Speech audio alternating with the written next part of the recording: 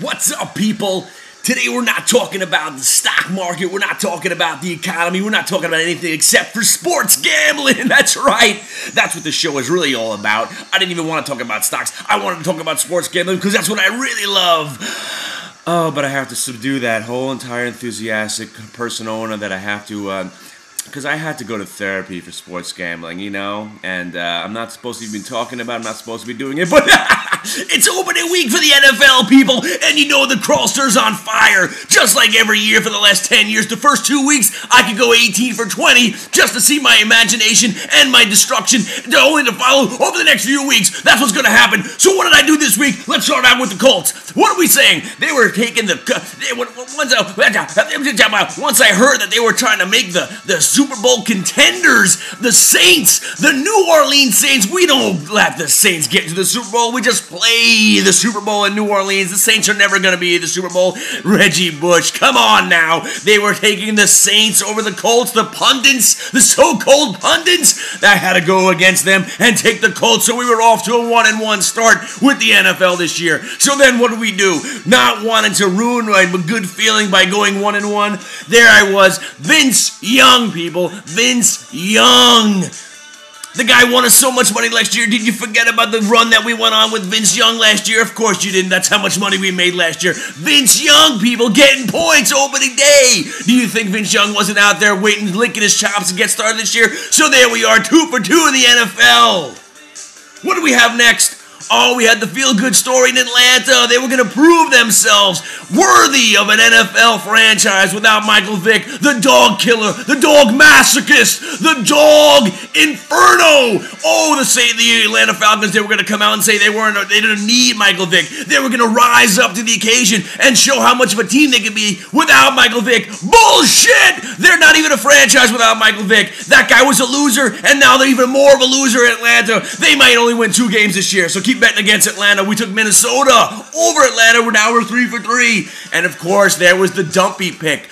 People were saying Cleveland this, Cleveland that. I gotta tell you right now here on the show that Pittsburgh could possibly be the most underrated team this year in the NFL. You're gonna want to look at Pittsburgh this year. You're gonna want to see if Pittsburgh is actually the underdog. You're gonna want to be looking at Pittsburgh all year. What did Pittsburgh do? They still have Big Ben. They still got a good defense. They got a running back that nobody knows about that's gonna keep going.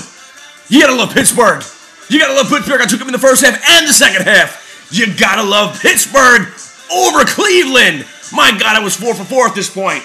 Now, the most and greatest pick, the 5-star. Let's call it a 10-star. Let's call it a guarantee of life. Forget about anything you've noticed. Talk about all the stocks that we've had, that we've gone up, and talk about all the option plays that we've had on the show. We're talking about the Jets, Jets. Now, as any Jet fan has known, over the last 25 years, they have sucked a big one. This is a franchise that can't get it right. They're almost as bad as the Cubs. They're almost as bad as the White Sox have been. But you know what? The Jets, the White Sox, at least they won a World Series. The Jets, they will never win. They will never win a Super Bowl because that's the Joe Namath curse. The Joe Namath curse, what's that?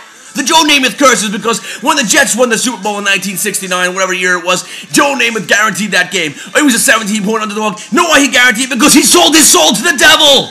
That's right. And the contract read, as long as I win the Super Bowl today, I damn the Jets franchise to hell until I continue to live. So we need Joe Namath to die for the Jets to have any chance of even getting back to the Super Bowl. There was a little glimpse of hope there in the Denver game with Bill Parcells as our coach, but you know, of course, that didn't last because the Jet curse is that too strong. So now if you thought for a second that the Jets were going to come out and beat the Patriots in opening day of the NFL, if you go back 10 years, the Patriots haven't lost an opening day in about a decade. And this is the Jets franchise. The reason they only won that many games that year is they caught people off guard. The man genius was good enough to beat the teams that he should have beaten. That was the only reason they made it to the playoffs. They beat the bad teams. They beat the teams they should have beaten. Did you really think they were going to come out and beat the New England Patriots? I was at a softball game. I was trying to take action. I was letting 7.5. I was laying 8.5. No takers. I was willing to give him 9 points. Nobody wanted to take the bet. I was that sure. This was the 100-star lock of the century. Too bad it had to happen on the first day of the year. The first day of the year. So there we had the Patriots. Now the thing about, and of course, so that wraps it up. So what did I want to do? What did I want to do? I wanted to just to let it ride. Would I want to let it ride? Yeah, because you know who else was coming up? There was the 8 o'clock game. Oh my God. I didn't even want to bet the 8 o'clock game. I was riding my 5-0 feeling, but you know what? You knew the Giants were going to lose. You knew the Giants weren't going to come to play. This was Dallas. Romo had something to prove. The whole franchise, Wade Phillips and all his debacles and awful career, he had something to prove. In Dallas, you thought the Giants were going to go in there and show up. You know what? They did. I was kind of surprised by the final score. But, of course, just like any other awfulness, everybody on the Giants team got hurt. They might as well not even show up next week. Their season's over. First week of the year, their season's done. Humanauer is out. Jacobs is out. They've got no hope. Eli's going to be getting sacked. That franchise, they only may win 5 games this year. So there you have it. I went 6 for 6 in the NFL. What does that mean to you? That means to you that I am not going to be winning another game for at least another 3.5 months. That's right, folks. That's right, folks. You thought I was going to go on and tell you how smart I was and how great I'm going to do, and this season you should follow what I do? No. This has been going on for 15 years. The first 2 weeks of the season, I'm always on fire. Fantastic. I roll it in. And the thing about sports gambling, you're never happy. If you lose, you're pissed off. Oh, what the hell did I do that for? And if you win, you didn't bet enough money.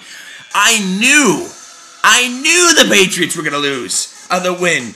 Did you really think the Jets were going to win that game? Come on now, 6.5 points? 6.5 points? God damn. That was like free money. Did you really think that was going to happen? Come on now. The Patriots weren't going to beat the Jets opening day. Come on. Come on.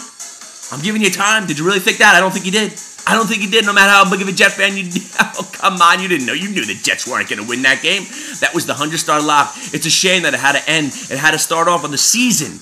The best play of the year might have just happened. Hopefully you took the Patriots, ladies and gentlemen. Hopefully you took the Patriots. So next week, I don't know what's happening on Monday. I haven't even checked the lines yet, but I will come back later to tell you what's happening. Chances are there's no way I'm going 8 for 8 today, so you might want to look about betting against me. And next week, chances are I'm going to have a good week, but that's it. After the 3rd week, the 4th week, the 0-8s were going to happen. The 0-12s are going to come. You know what's going to happen. You know what's going to happen. Just make sure that you stick with me and go against me, because it's not going to continue like this. I went 18 for 20 last year in the first 2 weeks of the season, and I didn't win another game for about 6 weeks. So, yeah, stick with me, and you're going to make money. Don't you worry about it. Sports gambling? Oh, yeah. That's what it's all about now. Forget about the stock market. Let's all take a sleepy time as far as the stock market, because the NFL's here!